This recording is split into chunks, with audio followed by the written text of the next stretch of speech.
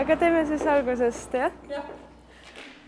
Minu peig on kalamees, kõige hoolsam küla sees. Ma pole kunagi laivis kuulnud setode laulmist ja see on nii äge, sest nendel on selline energeetika ja positiivne see, et vaatamata sellele, et natukene võib-olla kurb laul on, aga see, kuidas nad seda laulavad niimoodi vabalt ja et nad ei sõltu mingisugustest nootidest, et nad laulavad lihtsalt nii, kuidas see tuleb nendel seest.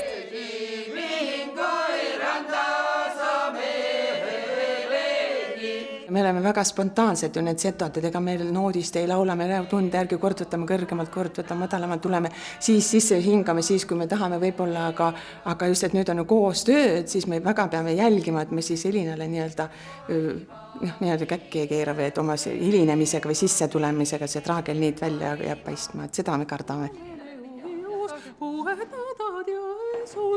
Minu peks, kaks korda, sa mäletad seda variatsiooni kohe?